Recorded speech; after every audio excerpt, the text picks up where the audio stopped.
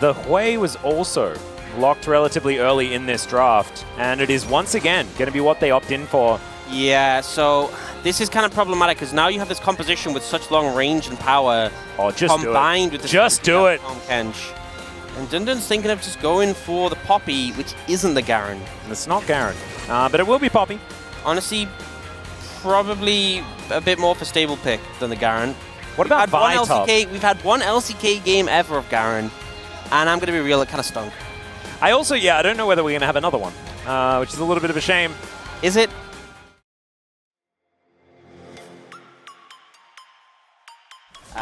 Generally speaking, probably just going to be farming towards level 6.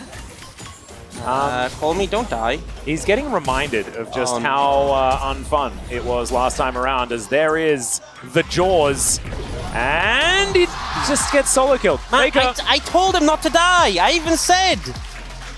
And Faker had flashed extraordinarily early in that play. Like he decided he was killing Call Me no matter what. Oh no, he decided like a minute and a half ago. Yeah, I think so. As Gumayushi, he's also probably dead. Does have to flash to get himself out of the way. And now Keria is just licking Jiwoo over and over again. That's not okay. No, it's not. Not very fair at all. As Peter taking a fair bit of damage off the back end, and like every loss makes him more powerful. We're going to have a look at this. To place his level, honestly. Yeah, it is. Yeah, and you can see Faker just very clearly waits for the last moment to flash the what's it called, the seismic shove, and then patient with the cooldowns. Yeah, just QQs. He just knew. Just because he gets to hit you and you can't hit him. Yeah. That's a flash lick, and an abyssal dive to come on forward as well. The fear tether has come on through, and Call Me is really dead. Jiwoo tries to help out as the dredge line is going to connect to the wall for Peter, but Dustbringer is down.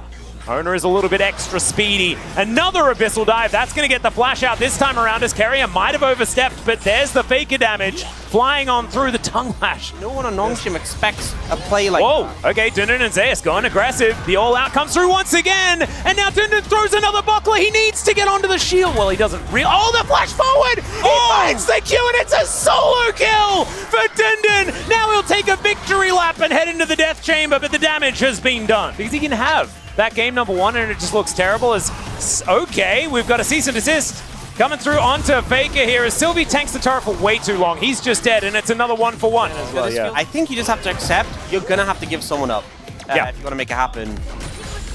And Zeus just very disrespectful, walks towards the wall. The ult does give him enough power. Interruption. Yeah, it does look tense for Dundun after he takes that Q3. But just ends up getting the value out of the buckler. And here, the W used by Zeus means he stays on the Q. Yeah. So it was, I don't think that would have affected the 1v1. So one of Wei's abilities, you put this little field down that when you walk in range. Yeah, you can see Zeus opting in for it one more time. Steadfast presence, pretty powerful. And Zeus is going to realize that that's not going to work out. As Sylvie gets a bit of a jump scare. Blocked, not able to get over the wall. Feared and dead.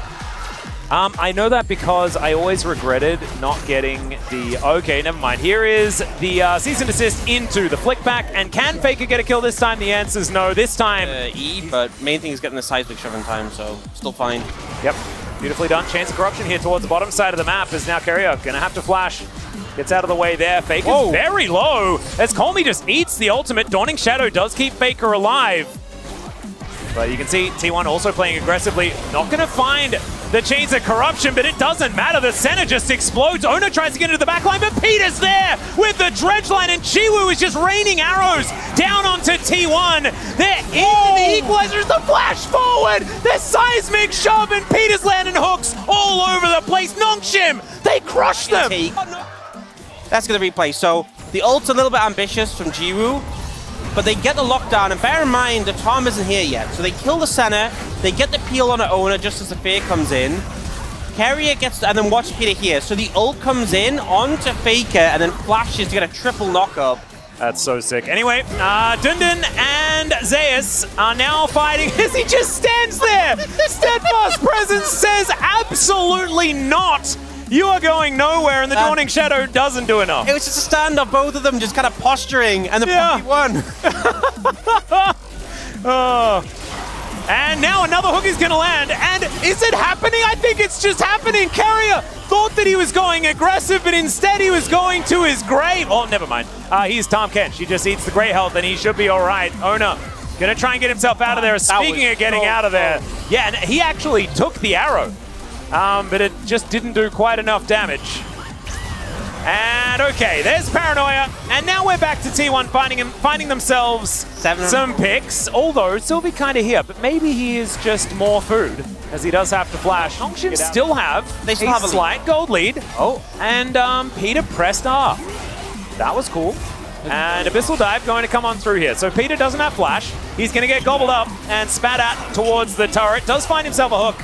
And Jiwoo just not enough damage to actually do too much there, as the health actually is going to go back. The shield is gone onto Carrier, and Jiwoo just stands his ground, able to fire back. And now Weaver's Wall to come in. Oh, he's actually interrupted. Still, the turret is going to go down, but not before Faker gets in here. I saw the graphic after the last game that they showed on the space where, bit of a hook connecting here. Gets knocked up as well as the Paranoia comes in. Good flash from Carrier to make the overcommit happen, as Cease and Desist is going to be spell shielded by Ona beautifully. And now Zeus, he's looking for an all-out angle. Let's see if he can find one there as he pulls in the Poppy. And I don't think that Dindin's going to be able to survive. Well, he will survive for a very long time, but he is still dead. Dindin was calling pretty early on, like, I will sacrifice myself, just save yourselves. As Abyssal Dive is going to land onto Jiwoo, taking a lot of damage there as well. Devour going to be used aggressively. Ona taken down extraordinarily low as, he spat out on top of the Nocturne, and he's able to get the arrow off, but still it's a double kill for Faker. Colmy is now trying to find the seismic shove, but he won't get a good hook from Peter though. But Carrier, can he stay alive? Yes, he can, because he's Tom Kench. He's practically immortal. And the Tongue Lash going to get the stun onto Peter, as now Dindin, he's back in the battle, but there... He has been inside lanes a lot. He's accrued a 40 CS. Oh, the fear comes in, and Sylvie, the unending despair, he flashes into the brush, will survive from, oh my goodness, very close to his fall. And his Dawning Shadow snipes him! That he knew where Sylvie had started refalling or close to it. All right, Faker gonna find the jaws onto Jiwoo, and there he goes! Ona launches underneath the turret and does not care about it. A Devour comes through onto Dindin. Carrier, I don't think, liked the taste of that, and is going to move himself back. Dindin pretty tanky right now, but Colmy running out of health bar. And now Peter looks for the hook angle, doesn't quite get it, and look at Faker. He's just standing back, raining hell down on Nongshim. There's the snipe. This champion is not okay, Ox. He just isn't. A hook is going to connect. It looks great from Peter, but I think he might just be dead. There's the double, the flash lick from Carrier. And that is the turret falling down as well. Sylvie not going to be able to do anything, and even gets knocked up here as more... Of course, Faker has another ability for him. And he will be taken down. That's a kill going over to Zeus. And T1, they wipe Nongshim off the map, and they're looking for Baron. On the back of Faker. No other way to spin it. Nope. Game 2, he was on form the Karma, but it wasn't enough. Game 3, he's on the way. He's the one scaling up to be a monster, and he has just completely dominated Ono Jiwoo. Oh, doesn't find the Q, but there's the all-out. And Jiwoo does have flash. He's just going to get back to farming underneath the turret. He's like, leave me alone. Black and white, like in grayscale. As I said. All right, I guess you just kill him. That's how you do it. You will die, though, and Faker gets his 10th of the game. Sylvie's also in trouble. This might be 11th, as he's down extraordinarily low. There it is. 11 was Faker throughout most of that. I feel like I know he was on the screen, so never mind. Balanced. It's fine. As Ona does go in very aggressively, and then Faker auto-attacks. Faker is just launching missiles, and there is just no response. They can't do anything about it. Dawning Shadow flies in. That's going to be the Q back. All out from Zeus. He's getting underneath this turret. Look at the damage! And T1, they do not allow Nongshim to win Game 3s. Yes, a casual Game 2 here and there. But Game 3, this is T1 territory. They're going to set to work on these Nexus turrets. And they now have their eyes set towards the telecom war that's going to be coming up on Saturday. This one, I mean, there were some moments. And honestly, Nongshim had a great early game, but it was all T1 from about 15 minutes onwards. And it was just all Faker. Yep. This guy's way too good. A couple of fights in succession.